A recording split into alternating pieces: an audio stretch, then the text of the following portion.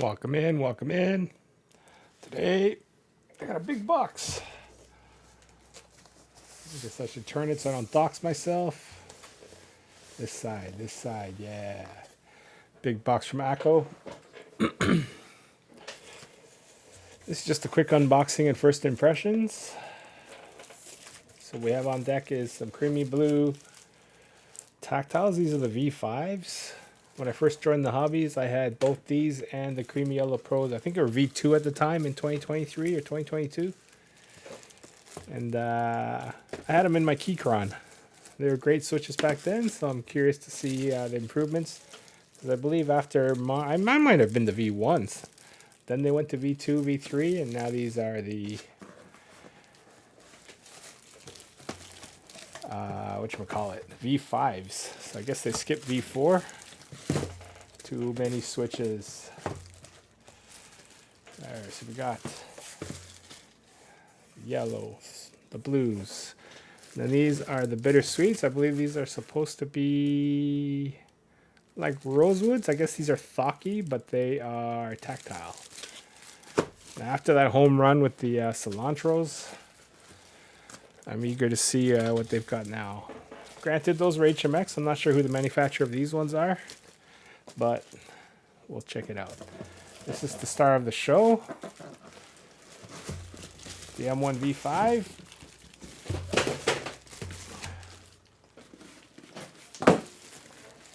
Hold on, I dropped all my switches. My desk is just not big enough. Everything's nicely packaged with like this shrink wrap. Let me see if I can pan back a bit here. Alright, so here's the M1 V5.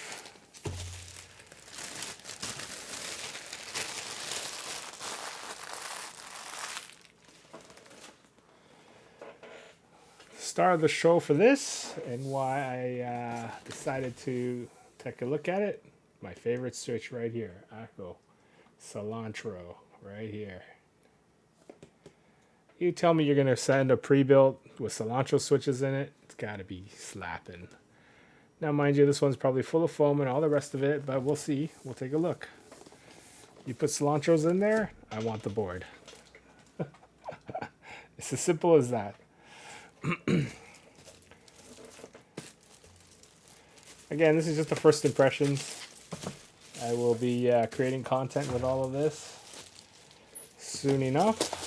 This is just the first impressions of the M1 V5.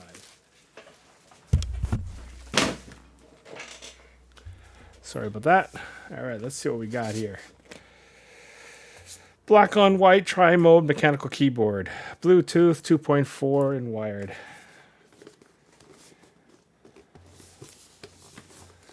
That's it, pretty simple, 75%. I did have a Mongeek M1 when it was $99. I had a pink one that was also in the beginning of the hobby, when all I had was a Keychron V2 and a V1.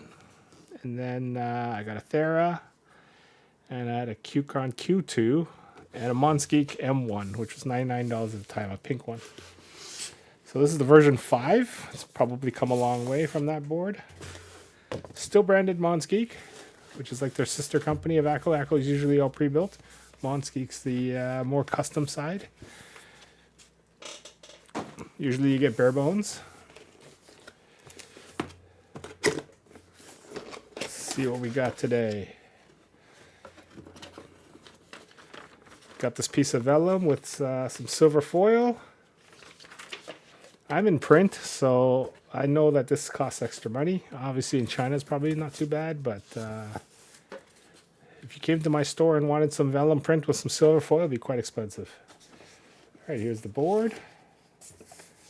It's got this plastic case. I guess a dust cover if you want to use it in that way later. Got the instruction book. Tells you the keyboard shortcuts, presumably for RGB and whatnot. System commands, LED indicators, wired and wireless guide. This is for Bluetooth pairing, battery level check. Oh, that's kind of cool. Function spacebar combination keys check the battery level. If the battery level is less than 30, 1 to 2 keys will light up red. If the battery level is less than 100, 1 to 9 keys will light up green. So they're going to use the numero in the RGB as the battery indicator. Never seen that before. Kind of cool. And that's it in this box.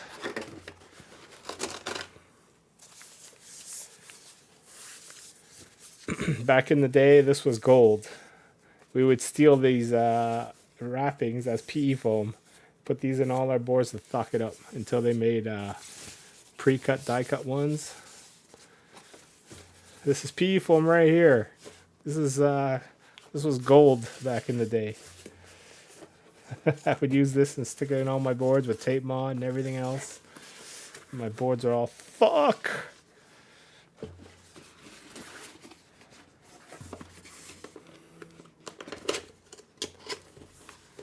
All right.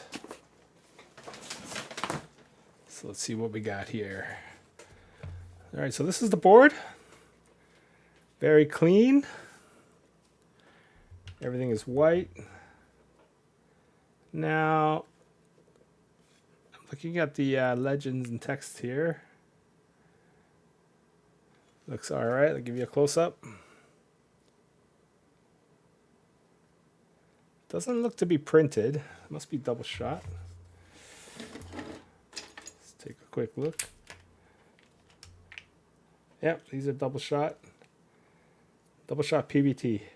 And here's my favorite switch of all time right here, the Akko Cilantro.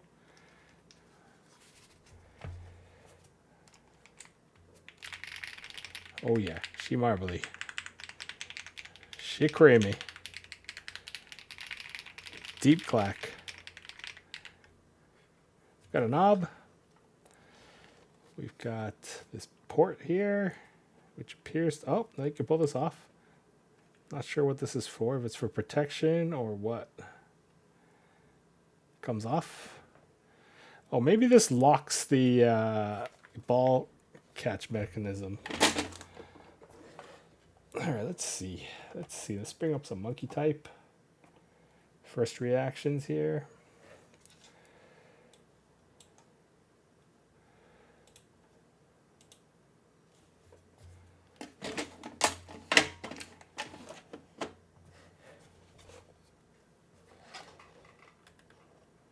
Now, I usually need split backspace, which this does not have. I'm curious if I could change it to split backspace. Probably not. Let's take a look.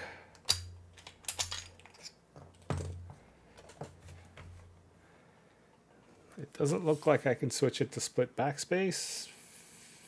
It looks like plate mounted stabs. But the cilantro though. Here's the double shot PBT. Let's check out these stabs. Check out the lube job on the plate mount. Stabs. Got some RGB happening here. I turn off some lights. Might be able to see it better.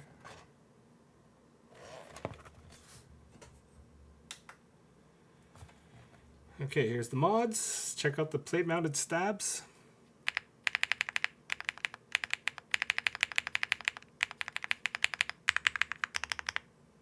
I'm still plugged in. I'm activating stuff that I should not be activating here. I have foundation running here. How do you turn it off? Okay.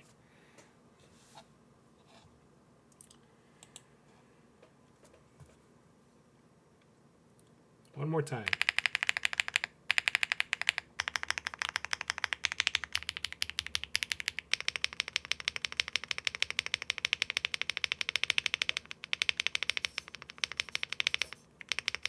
Honestly, quite good.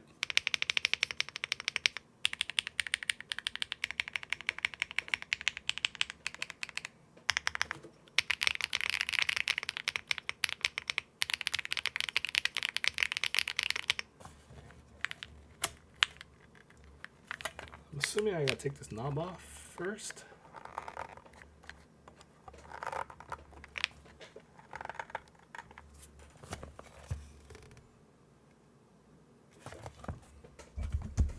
Not too sure how to take this knob off. The previous ones were screwed on. This one, without reading the instructions, see if I can just yank on it. Yep, I can just yank on it.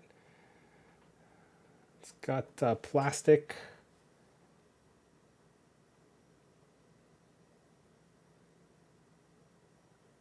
Guy here. Here's the quick release. E-coating looks quite good. Smooth. No lumps. Even internally, it's quite good. Internally, I don't see anything. At least nothing obvious. CNC quality is quite excellent. Pretty good.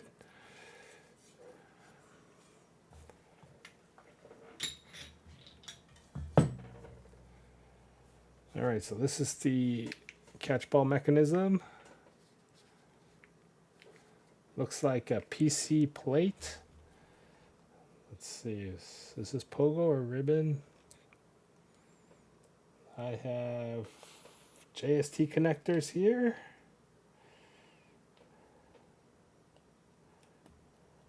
A little dangerous here, a little bit dangerous.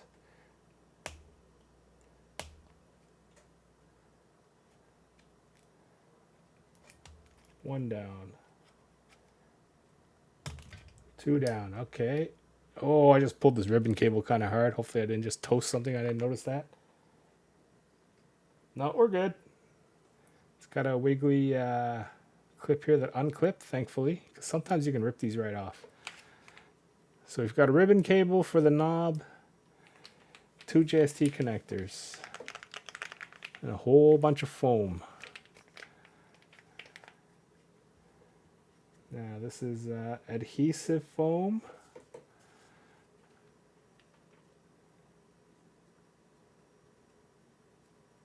It appears to be statically adhered. It's not actually adhesive. There's no glue. This is statically connected, which is interesting.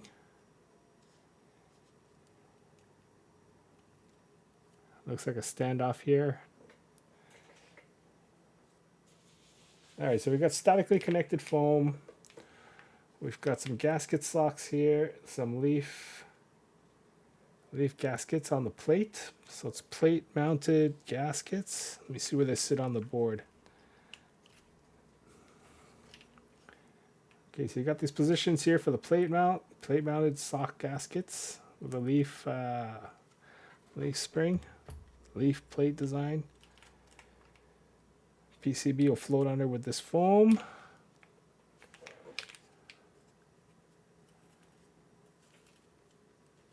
There's per key flex cuts. So this is typical, I guess, for a Chinese board. This is made for the China market, I guess. With we've got per key RGB. Per key RGB and per key flex cut. Likely this board is designed around all this foam. We have a forced layout here. Let me check the PCB.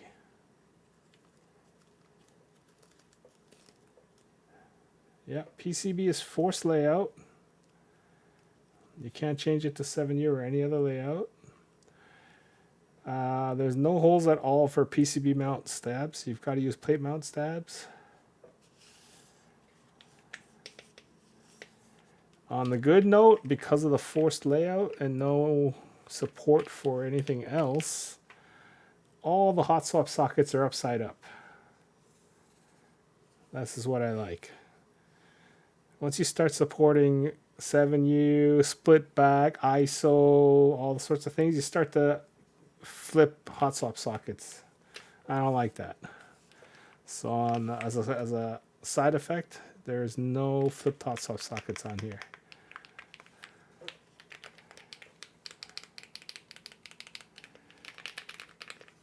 Now, I don't want to take this all apart yet because I do need to shoot some content in the stock form. And I also would like to try with the other 3 switches, Creamy Pro and the Bittersweet, the yellows and the blues. Once the board has been given its good once over in its stock form, I will be taking out all this foam. Let me see what other things are under here. We've got a foam layer. Looks like a PE, IPXE or PE foam layer as well on top of the PCB, plus this foam, plus the plate. Got the wireless batteries, we've got an ESD sheet.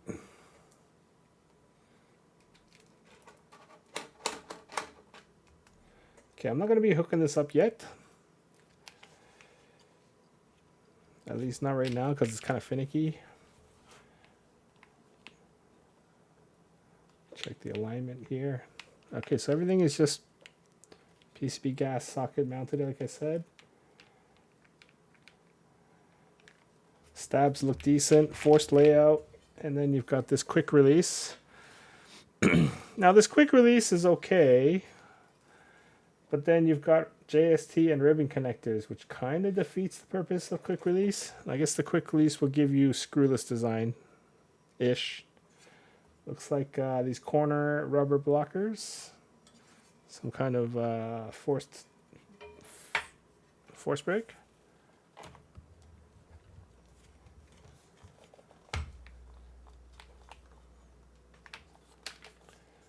Again, the coating is quite good. It's quite even. It's quite good.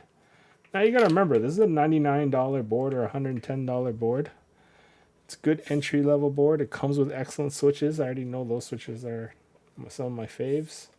The finish is great. It just out of the box stocky.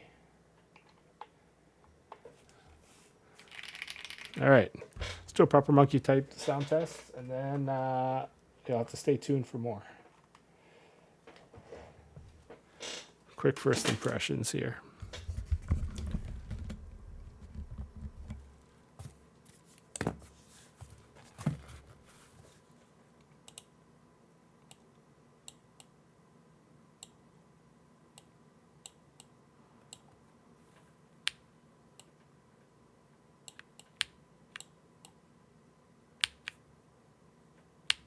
Is this not the control key? What the hell? Oh, right, I can't, because I don't have anything plugged in.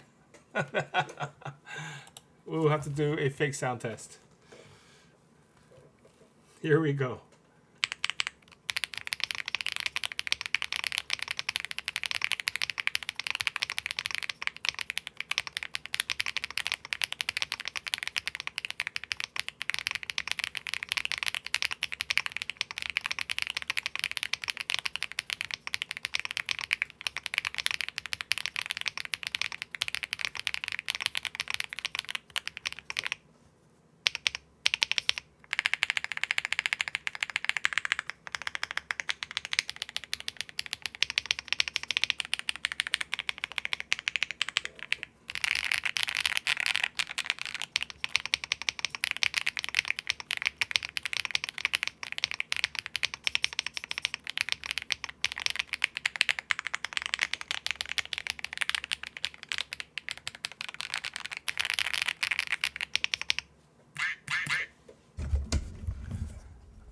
Honestly, not bad, not bad. I mean, it's not my preference. I would usually go with Clacky. We'll have to run it through its tests. But yeah, first impressions, pretty good. I mean, you gotta remember the price too, right? Like at $100 or $109 or whatever it is, use my code SHILOHCUTEST, get 5% off. That'll knock off. That'll put you maybe under 100. You're getting aboard the screwless with ball clasp. You're getting Cilantros. 90 Cilantros is already worth $25, $30. So that leaves your board with, you're at your board at $70 now, right? Minus the switches. These keycaps worth what, 20 bucks? That puts you at 50. The PCB and the case, CNC case for 50 bucks. This is pretty high value. Pretty good for a beginner, I think. Now, we'll see later on as I pull all the foams. With the per cut, with the super flex cut PCB, probably 1.2 millimeter. It may or may not bottom out because the plate is pretty soft. And I believe that the static foam on the bottom is holding it up, maybe. Got some flex here.